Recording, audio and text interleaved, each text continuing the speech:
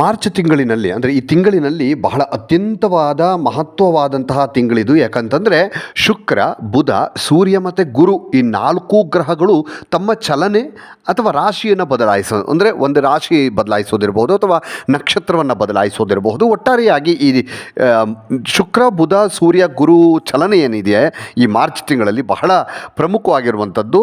ಯಾಕಂತಂದರೆ ಈ 4 ರಾಶಿಗಳು ವೃತ್ತಿ ಅಂದರೆ ನಿಮ್ಮ ಕೆಲಸದ ವಿಚಾರ, ಆರ್ಥಿಕ ಸ್ಥಿತಿ ಮತ್ತು ಗೌರವಕ್ಕೆ ಸಂಬಂಧಪಟ್ಟದ್ದಾಗಿದೆ. ಹಾಗಾಗಿ ಬಹಳ ಮಹತ್ವವನ್ನು ಪಡೆದುಕೊಳ್ಳುತ್ತೆ. ಯಾರ್ಯಾರಿಗೆ ಯಾವ ರೀತಿಯಾಗಿ ಫಲವನ್ನು ಕೊಡ್ತಾ ಇದೆ ಈ ಒಂದು ಬದಲಾವಣೆ ಮಾರ್ಚ್ ತಿಂಗಳಲ್ಲಿ ಅಂತ ನೋಡೋದಾದರೆ, ಮೊದಲಿಗೆ ಮೇಷರಾಶಿಯವರಿಗೆ ಮೀನರಾಶಿಯಲ್ಲಿ ಶುಕ್ರನ ಉಪಸ್ಥಿತಿ ಅನ್ನುವಂಥದ್ದು ನಿಮಗೆ ಸೌಕರ್ಯ, ಸಾಮಾಜಿಕ ಪ್ರತಿಷ್ಠೆ ಹೆಚ್ಚು ಮಾಡುತ್ತೆ.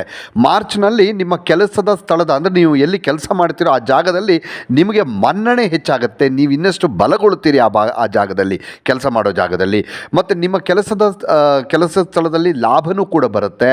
ನಿಮ್ಮ ಅಭಿಪ್ರಾಯಗಳು ಹಿರಿಯರ ಮಟ್ಟದಲ್ಲಿ ಪ್ರಾಮುಖ್ಯತೆಯನ್ನು ಪಡ್ಕೊಳ್ಳುತ್ತೆ. ಹಾಗೆ ಆರ್ಥಿಕ ವಿಷಯಗಳಲ್ಲಿ ಸ್ಥಿರ ಪ್ರಗತಿಗೆ ಅವಕಾಶ ಇದೆ ಮೇಷರಾಶಿಯವರಿಗೆ.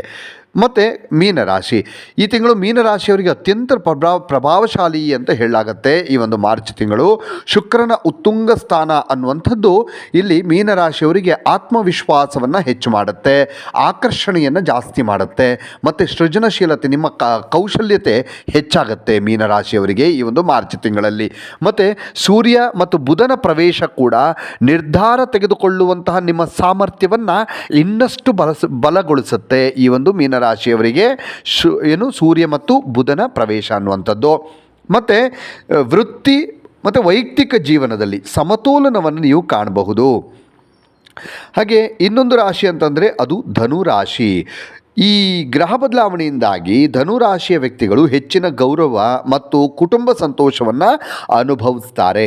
ಮಾರ್ಚ್ ಮಧ್ಯದ ನಂತರ ಅಂದರೆ ಒಂದು ಮಾರ್ಚ್ 15 ನಂತರ ಸಂದರ್ಭಗಳು ನಿಮ್ಮ ಪರವಾಗಿ ತಿರುಗೋದಕ್ಕೆ ಶುರುವಾಗುತ್ತೆ. ಧನುರಾಶಿಯವರ ಪರವಾಗಿ ಎಲ್ಲವೂ ಕೂಡ ಒಂದು ರೀತಿ ಪಾಸಿಟಿವ್ ವಾತಾವರಣ ನೀವು ಕಾಣಬಹುದು.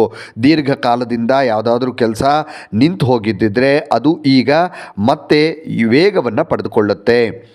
ಇನ್ನು ಸಿಂಹರಾಶಿ ನೋಡಿ, ಮೀನರಾಶಿಗೆ ಸೂರ್ಯನ ಪ್ರವೇಶ ಸಿಂಹರಾಶಿಯವರಿಗೆ ಆತ್ಮವಿಶ್ವಾಸವನ್ನು ಹೆಚ್ಚು ಮಾಡುತ್ತೆ. ಕೆಲಸದಲ್ಲಿ ನಾಯಕತ್ವ ಕೌಶಲ್ಯಗಳು ಹೊರಹೊಮ್ಮುತ್ತವೆ. ಆದರೂ ಕೂಡ ಹೆಚ್ಚಿದ ಜವಾಬ್ದಾರಿಯೊಂದಿಗೆ ನಿರ್ಧಾರಗಳನ್ನು ಬಹಳ ಎಚ್ಚರಿಕೆಯಿಂದ ನೀವು ತೆಗೆದುಕೊಳ್ಬೇಕಾಗತ್ತೆ. ಸಿಂಹರಾಶಿಯವರು ಆತ್ಮಾವಲೋಕನ ಮತ್ತು ಕಾರ್ಯತಂತ್ರದ ಅಭಿವೃದ್ಧಿಗೆ ಇದು ನಿರ್ಣಾಯಕ ಸಮಯ. ನಿಮ್ಮನ್ನು ನೀವೇ ಪ್ರಶ್ನೆ ಮಾಡ್ಕೊಳ್ಳೋದಕ್ಕೆ, ನಿಮ್ಮನ್ನು ನೀವೇ ಅರ್ಥ ಮಾಡ್ಕೊಳ್ಳೋದಕ್ಕೆ ಬಹಳ ಒಳ್ಳೆ ಟೈಮ್ ಇದು.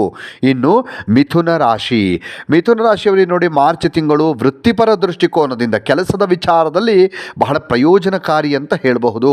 ಸೂರ್ಯ, ಬುಧ ಮತ್ತು ಗುರುಗಳ ಸ್ಥಾನಗಳು ವೃತ್ತಿ ವಿಸ್ತರಣೆ, ಕೆಲಸದ ವಿಸ್ತರಣೆ ಮತ್ತು ಹೊಸ ಅವಕಾಶಗಳನ್ನು ಸೂಚಿಸುತ್ತೆ. ಉದ್ಯಮಿಗಳು ಸಂಪರ್ಕಗಳಿಂದ ಪ್ರಯೋಜನ ಪಡೆಯುವ ಅಂದರೆ ಮಿಥುನ ರಾಶಿ ಉದ್ಯಮಿಗಳು ನಿಮ್ಮ ಕಾಂಟ್ಯಾಕ್ಟ್ಸ್ಗಳಿಂದ ಹೆಚ್ಚಿನ ಪ್ರಯೋಜನವನ್ನು ನೀವು ಪಡ್ಕೊಳ್ಳೋಕ್ಕೆ ಸಾಧ್ಯವಾಗುತ್ತೆ. ಇನ್ನು ತುಲಾರಾಶಿಯವರಿಗೆ ಗುರುವಿನ ನೇರ ಚಲನೆ ಅನ್ನುವಂಥದ್ದು ಪರಿಹಾರದ ಚಿಹ್ನೆಗಳನ್ನು ತರುತ್ತೆ. ಅಂದರೆ ನಿಮಗೆ ಕೆಲವು ವಿಚಾರಗಳಲ್ಲಿ ಪರಿಹಾರವನ್ನು ಒದಗಿಸಿಕೊಡುವಂಥದ್ದು ಇದು ಗುರುವಿನ ನೇರ ಚಲನೆ ಅನ್ನುವಂಥದ್ದು. ಮತ್ತು ಸ್ವಲ್ಪ ಸಮಯದಿಂದ ನಿಮಗೆ ಮುಂದುವರಿದ ಸಂಕೀರ್ಣತೆಗಳು ಅಂದರೆ ಸ್ವಲ್ಪ ಒತ್ತಡ, ಒಂದು ರೀತಿ ಅಲ್ಲೋಲ ಗೊಂದಲ ಇವೆಲ್ಲವೂ ಕೂಡ ಕ್ರಮೇಣ ಕಡಿಮೆ ಆಗ್ತಾ ಹೋಗುತ್ತೆ ತುಲಾರಾಶಿಯವರಿಗೆ. ಹಾಗೆ ಹಣಕಾಸಿನ ವಿಷಯಗಳು ಸಮತೋಲನವನ್ನು ಮರಳಿ ಪಡಿತವೆ. ಅಂದರೆ ನಿಮಗೇನೋ ಸಮಸ್ಯೆಗಳಿದ್ದರೆ ಈಗ ಮತ್ತೆ ಅದು ಸರಿಯಾಗುತ್ತೆ, ಹಣಕಾಸಿನ ವಿಚಾರ ಸರಿಯಾಗುತ್ತೆ. ಯೋಜನೆಗಳು ಕಾರ್ಯಗತಗೊಳಿಸಲು ಕೂಡ ನೀವು ಯಶಸ್ವಿ ಆಗ್ತೀರಿ. ಇನ್ನಷ್ಟು ವಿಡಿಯೋಗಳಿಗಾಗಿ ಮಿಡ್18 ಕರ್ನಾಟಕ ಚಾನಲನ್ನು ಸಬ್ಸ್ಕ್ರೈಬ್ ಮಾಡಿ ಹಾಗೂ ಹೊಸ ವಿಡಿಯೋಗಳ ಅಪ್ಡೇಟ್ಗಳಿಗಾಗಿ ಬೆಲ್ ಐಕನನ್ನು ಕ್ಲಿಕ್ ಮಾಡಿ. Thank you.